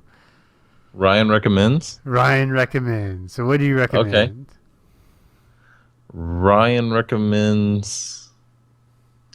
Let's see. You kind of just threw this one on me. I didn't think of anything. Next week I'll have this one planned though, because if this is going to be a thing, we'll have this figured out for sure. You know what I actually recommend? Ryan recommends that you drive your morning commute to work with the radio turned off. So let your mind wander. Well, how often do you spend any time in silence? It's true. I mean, honestly, like if anybody that's listening, like a true 30 minutes worth of kind of like mindless just defrag. None of us ever do it hardly any time, ever. And I started doing it when I was like 20. All my morning commutes to work are silent. Now, it's not 100% like meditation. It's not quite as boring and not quite as difficult to pull off. Because Ryan recommends that you actually do 30 minutes of silence alone on your chair, in absolute, silence, where you can just sit and you don't have anything to deal with. because then your mind will really wander and you'll really start to figure some shit out. Some shit that you've been stressing over for maybe years. You'll go, oh, I get the answer. It's because we never spend any time in silence. But if you do it while you're driving, it's achievable and it can have profound effects. Okay, cool. Yeah, that's what I recommend. What do you recommend, Jake? Well, this week is actually sort of the inspiration for this thought is I pulled out the Astro Lounge album from Smash Mouth. And I would recommend that if you haven't listened to it ever or been, 10 years or more since you listened to it, go back and listen to that album. It's really good. It's a great it's a great chilling album. There's a lot. In all honesty, All Star is one of the worst songs on the entire album. I once drunkenly compared that album to the Beatles. Everybody at the party was like, wait, what? I was like, I can't defend it, but I've said it. So there has to be some truth in it. Okay. That reminds me of something else I want to bring up. Who or what is something you think is either overrated or just not that great? And for me, it's the Beatles. They're not my cup of tea. Like, I understand that they're good and they were seminal for music, but they don't do it for me. That says more about you than it does the Beatles. Just gonna throw that out there. And because the Beatles, they affected almost everything that you've listened to since. Right, and I understand that. I just okay, yeah. So people were like, Einstein wasn't that impressive. I can understand his theories, right? And it's like, yeah, but it's a man. That man came up with those theories when they didn't exist, and they did the same thing with music. They came up with music. They still don't write music like they wrote the Beatles songs. The Beatles weren't just rock and roll, and they weren't just. They were really the culmination of the best version of music they had at the time to work with. They work with like violins and they work with all different types of instruments, and they really you should maybe give it another view, or maybe you should smoke a joint and then listen to the Beatles, because I think you're missing out on something. But what do I think is either overrated or underrated, or just overrated? Just overrated or not that great. Overrated in general. Like overrated Game of Thrones. Fucking said it. Fucking said it. Shit's not even. I watched think, 2 seasons and haven't watched another episode, and that's saying something. The only reason I could stay with Game of Thrones is I watch it with someone who has read the books. He's not telling the truth. Hey, if I want to see tits, I can just look at porn. Okay, fine, but she does have some pretty titties. Those girls in there are gorgeous. But I think you're right. Remember when seeing tits was hard? Yes. Do you remember when we were like going around firewalls and walking and just to see somebody in a wet t-shirt? It was like a big deal. Yeah. Oh. And then you remember that it got real easy and it became real free for a while. Mm-hmm. And then do you remember where it was like almost impossible because everything became pay for? And you had to give up on the internet for a little bit, and then all of a sudden it's all free. Well, speeds got fast enough to really stream. Oh, that's fun. You want to talk about like an industry that has just been destroyed by piracy? Yeah, but you know what? They actually figured out a way around that. They finally figured out a way around it. The industry was destroyed. That industry was absolutely decimated. All the billionaires and millionaires that were part of it are no longer. But the ones who stayed finally did figure out a way to monetize it. Do you know what it is? Like cam shows and stuff? Yep. It's live shows. You have to do it right now. You can be interactive. Yeah. Have some type of interaction or control over the action. Yeah. There seems to be real investment in that. Which I don't blame them. I mean, for $1, I can control the toy for a minute. You know, how fast it goes or what it does. It's like that. There's some entertainment in that. Not saying I've ever done that, which I haven't. But if I did, I mean, I see the value in it. Or the idea of being able to call up the actress, I don't know. Actress is a performer. Is a grandiose term. But being able to call the performer up and talk to her in the middle of the scene while she's doing her thing live on a webcam, it's just, that seems It's that extra level of connection. That's it, right? Mm-hmm. It's being part of it, you know? Yeah. Being able to pay your way into part of something that's sexually gratifying. Which for a guy, you know, we have a genetic need. If it's not satisfied, it will find a way to be. It's very true. Yeah. Tip to all the chicks out there, you know. If you don't want us to cheat on you, give it to us once a week and let us watch porn. And we won't cheat on you. We won't cheat on you. Or, more. Whatever. No, that's the bare minimum that we won't cheat on you. Is once a week, and you don't have, and we don't have any pressure on us to make it like seducing and loving and some like 50 Shades of Grey for you. Where we're just you're just like, hey, do you want to get laid? And we're like, yes. And we get laid, and we get to watch porn whenever we want. We won't cheat on you. Anything past that will require some effort on your part. You give it to us you give it to us more often, and then we'll meet you in the middle with a more appreciative tone, you know. But if we're no good at it, I don't blame you for us for not, I don't blame y'all for not giving it to us more often. I get that. Everybody, it's a yin yang. But if you don't want us to cheat on you, there is a bare minimum. You can't cut us off completely. That's not fair. Yeah, it's not fair. That's not how we were designed. And then if she's just bad at it, just break up with her. Like I didn't, for a long part of my life, I was like, how can a girl be bad at sex? And then I dated this one girl and found out really quick. Yeah, I've been with a few.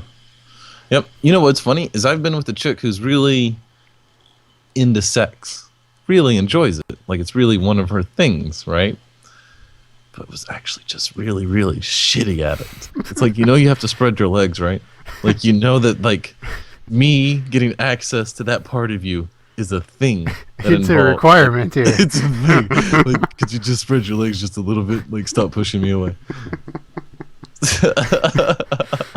It's like when you're doggy style, you can't arch up into a ball. The fetal position is not doggy style. Like there's a little bit of a difference between the fetal position and doggy style. And then you can't be mad at me that it doesn't work. Yeah.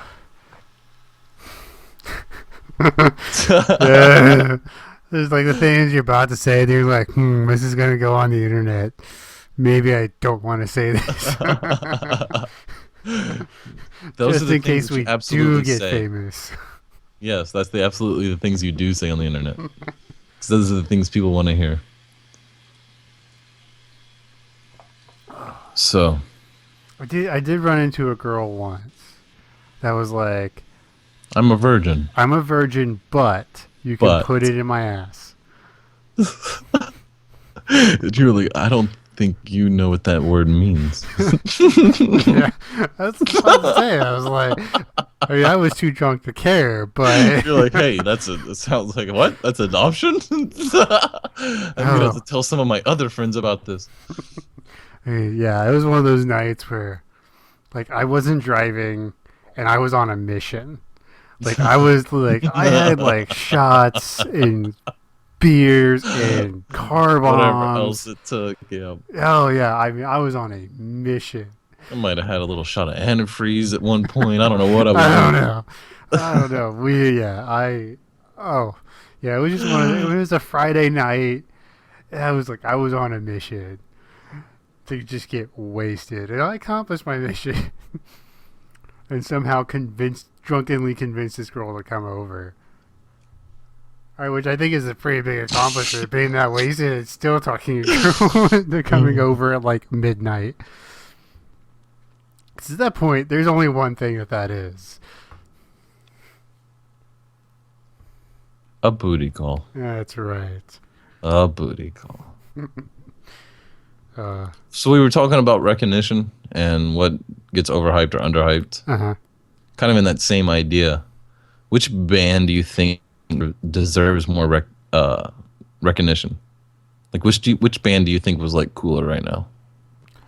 Well, I mean, there's a lot. They're getting bigger, but the Gaslight Anthem, one of my all-time favorite bands. That's an old one, yeah. Mm-hmm. I would love for them to be huge. I'm trying to think of bands. Greek Fire. They should be huge. They're fantastic.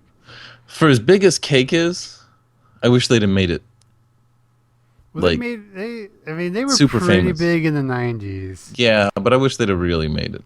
like Like, U2 style. yeah, I wish they'd have. That's a band that's overrated as well. Yeah. Like they're for like. Well, I mean, They weren't though. They weren't for the longest time. They weren't for the longest time. Like Joshua Tree yes, is a fucking masterpiece of music. I mean, it's in the top 100 albums of all time, which is one of my goals is to listen to the VH1's top 100 albums of all time. I want to listen to that. Maybe it's Rolling Stone. I also want to watch the AFI's top 100 movies of all time. That'd be fun. I think I went through. I think I've seen 30 or so of them already. Really? Yeah. Coming from you, which is you're a music, whatever, not a music, but what would be the term? Like if you had an audio file, you're like the video version of that. Aficionado. I guess so. Whatever you are, Yeah. you've consumed some video media.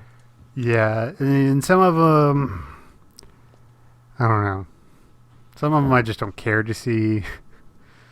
But I do love that Toy Story is on the list. Oh, I finally saw the end of Toy Story 3.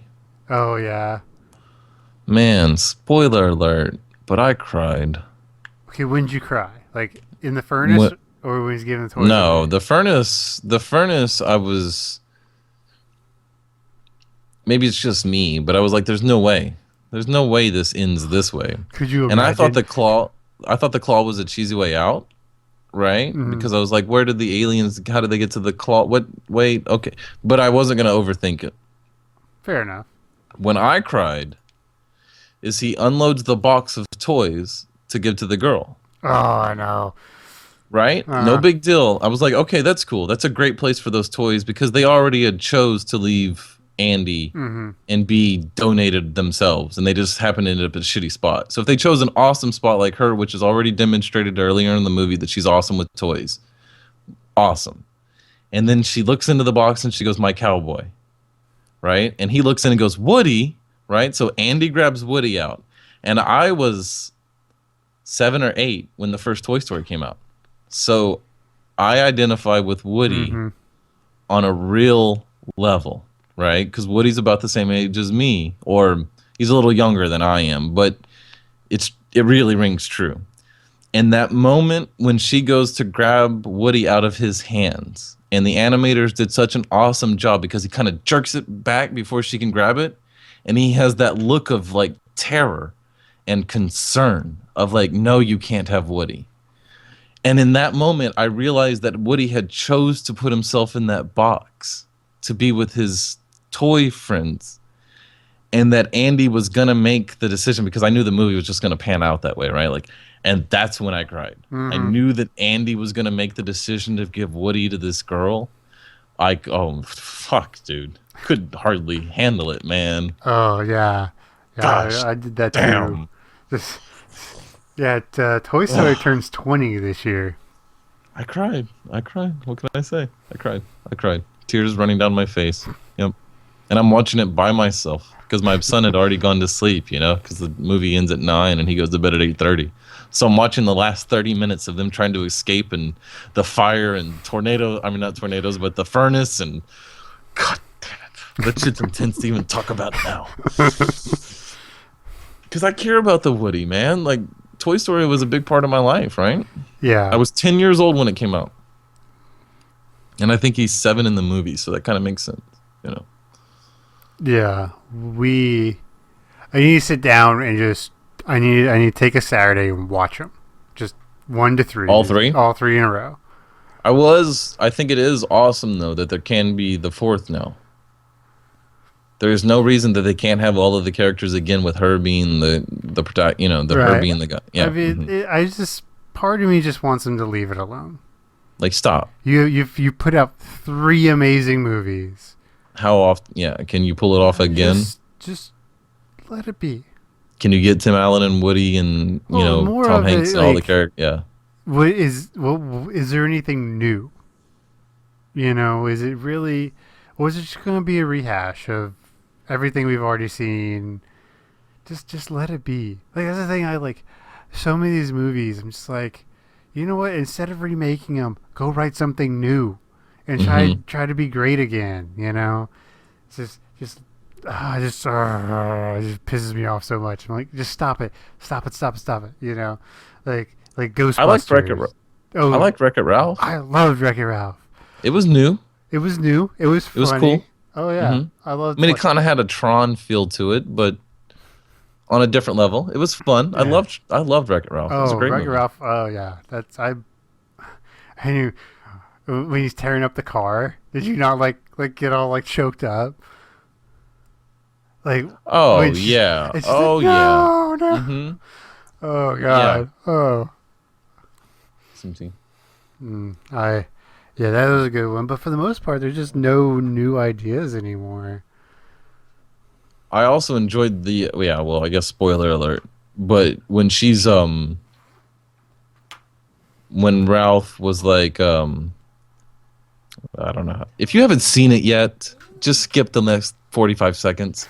But the part where Ralph at the very end, he's trying to set off the volcano for all the bugs to get eaten up by, Mm-hmm. and he's trying to dive into the Mentos, and he's flying down, and he's got the medal that she gave him, and Mm-hmm. he's like, "I am a bad guy, and that's what I am, and that's okay." And that whole speech that he gives, and he's sacrificing himself, and he slams in, and it's all falling down. At that moment, dude, I was like emotionally fucking invested. I was like, "Oh my god, what's gonna fucking happen, man?" I was into that movie. It's like if you haven't seen the Dragon movie, How to Train Your Dragon. Ah, Train Your When Dragon. everything's smoke and shadow at the end and you don't know what happened with him and Toothless and shit. Oh, that suspense is so intense, man. Yeah, same thing for the that movie with Wreck-It Ralph. Have you seen How to Train Your Great. Dragon 2? No? It's better than the first one. What? It's better than the first one. It's better than the first Better one. than the first one. And it's not gonna make me cry. Oh, it'll probably make you cry. None of the important people die. Oh, yeah, I'm not gonna spoil the movie for you. uh,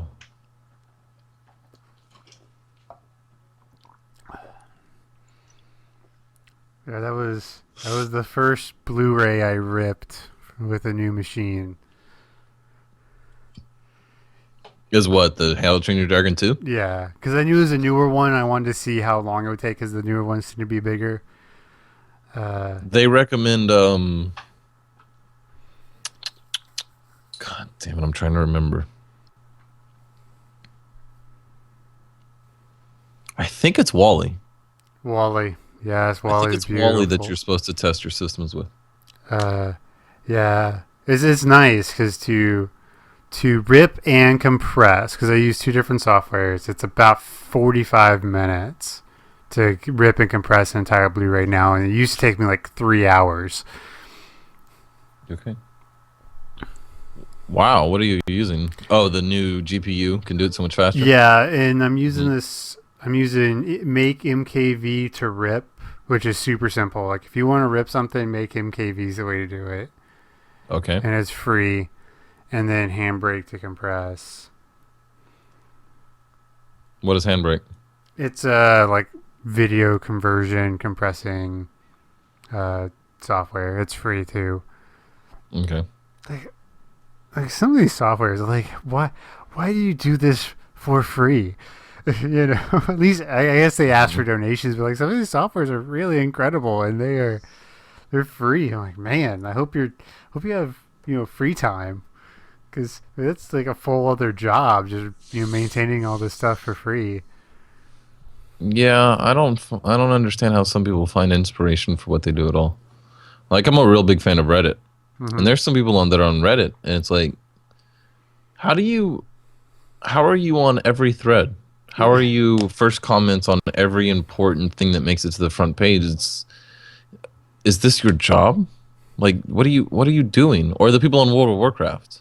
Oh, yeah. It's like, how are you getting 16 hours a day into this? Like, how are you this much further ahead in gear? Or that's why I quit playing that game. It was, and then when they finally made it simple enough that the average guy who, like me, who could play 1 or 2 hours a day and maybe Mm-hmm. 3 hours in the afternoon, could actually keep up with the average player, I found it no longer to be fun. There wasn't anything. There wasn't anything mythically legendary to attain. Yeah. It's like I could attain everything. There was a part of me, yeah, it was. There was a part of me that was very frustrated that I couldn't have some of the gear that the 16-hour a day guys could have. But there was also a part of me that was also that thought it was awesome that it existed. Right. You wanted to be able to walk up and inspect those guys and be like, "Gosh, damn, that is fucking amazing." You wanted to be able. There was something inspiring about it. But I don't know. That's MMOs are slowly going the way of the buffalo, I think, for the most yeah. part. Except that World of Warcraft has 10 million subscribers still. But it's been declining over the years. They're It starting to has, lose except people. that it's increased over the new expansion pack. They've gained like 2 or 3 million subscribers. Huh. It went Must be up. It people was down to coming like back. 7. Yeah, it went down to 7 and is now up to 10. Did you see the statue that Blizzard gave the 10-year people? What? Okay, for people who had, because they just turned If you had a 10. vanilla account, Um, what they call a vanilla, if you'd have bought the first before the first right. expansion. Mm-hmm. You got what? You got this, like, Some type of a really, pet you could have summoned? like a no, no, like a, they sent you a physical, like, statue. In real life? You Yeah. got an item? Uh huh. Let's see. What did it look like? Was it a statue? What? Hang on. I guess it'll be in the show notes. There's a link.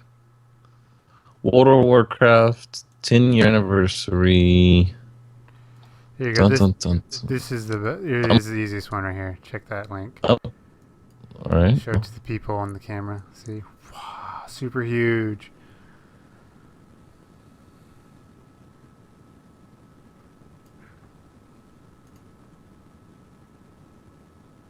So this is that link to Uh-huh. the statue. Yep. So this is what you got from being 10-year anniversary. Yeah. Holy shit! It's like a. Who is that? Thrall? Is I have that the no idea. I'm actual- not a WoW guy. Oh my god. Okay, so so if you are a WoW person, it's an orc riding a mount, which is looks like the battle wolf, and it's a bronze statue, and it looks like it came in a commemorative case. 2004, 2014, 10-year anniversary. He's got an axe and hell, I can't tell what's in the other hand. But anyway, it's fucking badass. Check it out. It'll be in the show notes. Yep.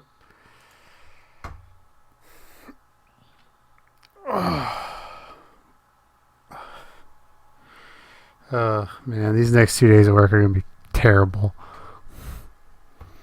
Like I Why, really. is it gonna get colder? Well, no, it's just like I've been having a hard time focusing at work recently, Oh, and yeah, then same thing. and then like it's only 2 days, and I'm starting a new project, so there's some I can get done, but not a ton.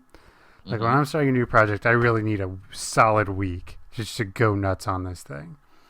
But then I'm gonna be out for at least a week with my shoulder. And I'm just like, oh god, I should just like take 2 vacation days and just be I done can't with wait till we get to do this with you on painkillers.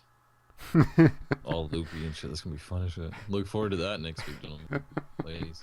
Well, I should be on the downhill side. Save a few. Save a Okay, few. but I will most likely still be in the sling, so I'll be like this. Hey man, narcotics don't touch me. Like I gotta have some serious shit to. You're like I am, man. The night I shattered my shoulder and I'm in the ER room when they finally looked at the X-rays. Mm-hmm. The doctor comes in and goes, "Oh man, you must be in real pain. I'm totally sorry that we made you wait this long. I'm gonna give you a shot of morphine. You're gonna be feeling okay." And I'm like, at this point, I'm like, okay, awesome, right? That's the stuff that gave the guy in Saving Private Ryan right before he died. So I'm excited. I'm like, how awesome is morphine? They give you the shot, and it does feel like a warm bath. Your whole body's like, oh, awesome. But even with a full shot of it, it barely knocked the pain out. Like, I still could feel it. It didn't bother me. I was still okay. It's not like, yeah, when it comes to hard narcotics, me and you are on the same ballpark. That's why we don't do those kind of drugs. It'd be way too expensive and not effective enough. So, you remember when I broke my arm the second time? I was watching it. Yeah. And I watched it happen. You fell off or you didn't actually fall off the rail. You just kind of stepped over it and did a cartwheel. Not even really a cartwheel, just kind of like a stuntman's roll. It was real, I don't know, every day for us back in the day. Yeah. Like, it happened all the time. And you rolled upside down and you stood up and you're like, not again. And I'm like, not again. You had a wrist, yeah. what were those called? Wrist brace, yeah, like a brace.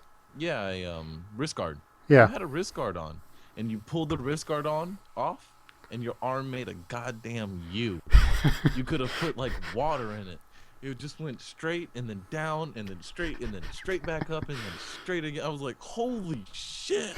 And you're like, I think you should call my mom. And I'm like, yeah, I'm on it. And then they rushed you off to the emergency room. So we go to the ER, and they finally get me in there after like an hour and a half because, it's the ER.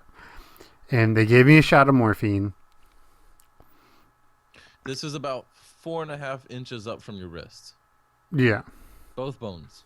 Mm-hmm. Yes. Clean break. Like, yep. Real, just straight down. Break. Yep. So it requires moving back. So it's straight again. Right.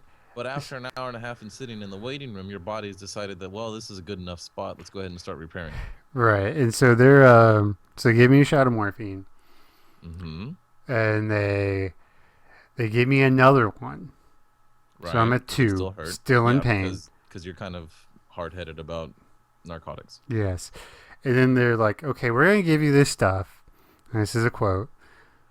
It's going to be like drinking 15 beers in 5 minutes. You're not going to remember anything, and we're going to set your arm. So they put this stuff in me. Okay.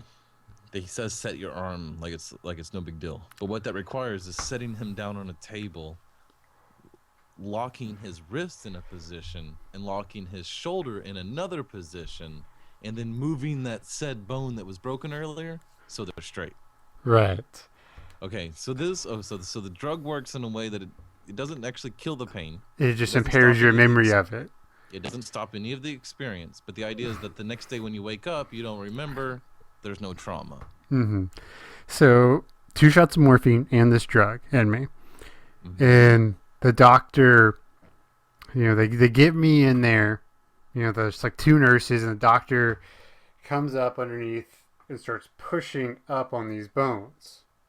So your hand's up in a sling. Your wrist actually, is in a sling. I don't know. Maybe I was in a sling, but I'm pretty sure I was just being held. The description of the story, right? Because your wrist is being held in a sling, and then they're holding the wrist, and your doctor's pushing. Right, and it's like 1, 2, 3, nothing. Push with all your might. No, it was nothing. Nothing happened. Right, but it's push with all your might. Right. Even he's going after. So you get the experience. Nothing happens. Right, and so now I'm starting to hurt really bad. 2 shots of morphine and this drug in me, right? Spoiler alert. He's supposed to not remember the story. He's the only one there that witnessed it. My dad was there too, but he didn't. We never.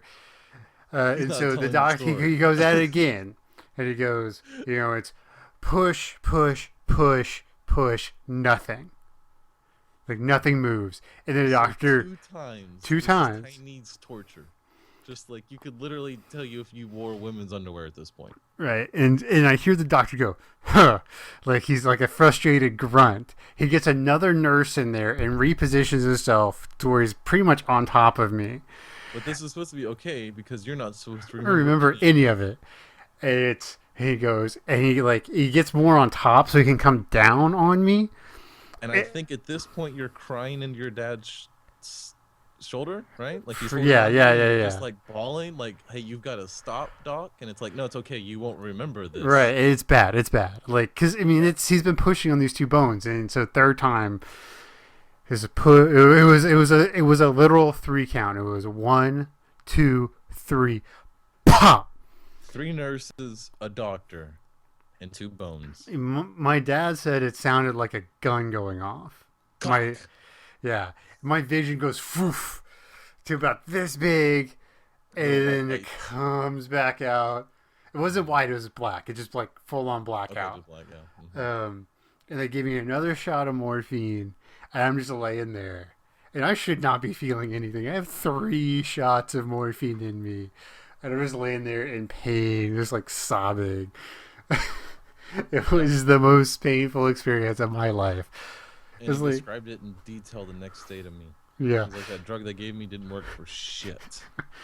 and so they're so yeah, that's another.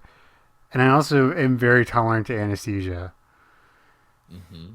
Did I tell Yeah. you the story about like my wisdom teeth? No. So it was, I guess it was 2 Novembers ago. I need to get my wisdom teeth taken out, and like it's no big deal. We'll just come in, numb you, get you out of here, and they couldn't get me numb. Like I was on nitrous for an hour and a half and 2 doses of Valium, Wow. and they still couldn't get me numb. They had Yeah. to I've. send me to a surgeon to knock me out. Mm-hmm. And Yeah. Valiums don't do shit to me, dude. yeah, I was fucked up. Like I slept for 2 days because that Yeah. Like, two Valiums will get me kind of goofy feeling, and then when I do go to sleep, I'm kind of out of it. But it's not like most people. it was terrible. That's why I'm always like, especially with the surgery coming up, I'm always worried. Like, granted, I've never had an issue when they're knocking me out. Like they're gonna knock me out completely under. I've never had an issue, but I've always Yeah. worried about it because I've been under 6 times, 7 times. This will When be they gave number me 8. when they gave me my shoulder, they were gonna knock me out, and I was hyper paranoid about it. And I was always told that they would tell you like count backwards from like 10 to whatever. Mm-hmm. That's not what happened to me. What happened to me is my doctor leaned over me and he kind of goes, "All right, man, you ready to go?" And I'm like, "Yeah." And he goes, "All right, well here you go." And he shoots the stuff, and then I woke up. Like I don't even remember. I don't anything. Like he just shot it in there, and I was almost instantly gone. Yeah, yeah. I'm gonna yeah. I'm gonna have some issues like paired like even though I've done it so many times, it's still like every time like I get really scared. Like I it's just almost had a panic attack. I was hyper nervous. and I still have like I've been MRI'd plenty of times. Get stuck down that little tube, and like even though I've done it, it still gets to me sometimes. I don't blame you. Like, Yeah, we're not meant to do that. um, like I'm looking forward to this to being done with the surgery and being recovered, but I mean, I'm scared. Like it scares me. It scares me a lot. I mean, I know it shouldn't, but it does.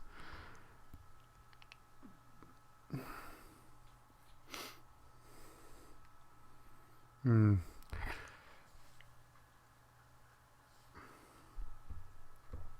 Hmm. You want another question? Sure. Then we'll round it out with this. Oh yeah, Yeah, why not? We've so been this going for one's quite a while. that's true. That's true. Okay. Um, let's see. Then I'll try to make it more fun. What rare event in history were you part of? What rare event in history was I a part of? Mm-hmm. Hmm. Were you at any great basketball or football games? Well, we were both kind of involved in 9/11. You know, the one that I thought of that we were Hmm. both part of, that not many people can ever claim ever, even in history, Was that? is we both experienced the millennium. Mm, yeah. We were both awake for that. We were both not just awake and existing, but like conscious. We were, 19 or 18 or whatever it We were was. We were kind of 15. aware. We were 15. We were 15. Whatever. We were kind of aware, though. You know what I'm saying? Mm-hmm. We kind of knew that it was happening. Right. And that was fun. That was a big deal. You remember how amazing the sound was at midnight? Yeah. Yeah, it sounded like the world was ending. Maybe it did. Maybe it did. And this is just like an illusion that someone's having. Maybe Is it yours or mine? maybe the nuke really went off. Is it your delusion or mine then? I don't know. Maybe it's someone else's and we're just players. Maybe we were That on the would great make some sense. stage. Because there's that theory that we're just, we're holograms in someone else's reality. Right. That Because we're if you took all of the matter, the actual matter, the things that can't bump into anything else kind of matter, hmm of all of the humans that ever existed and compressed them into a ball, it would only be the size of a baseball. that makes sense. hmm Which only makes sense if you're all holograms, if you're mostly nothing. We are mostly water. But we're not even mostly water. We're mostly nothing. Because of the things that make up water are mostly nothing. Right. That makes sense. The Yeah. atoms in water are 99.9% nothing. Just electronic fields interacting with other electronic fields. And at this point, I'm ready for bed. Well, everyone have a wonderful, wonderful night. And thank you once again for coming to 42. Absolutely.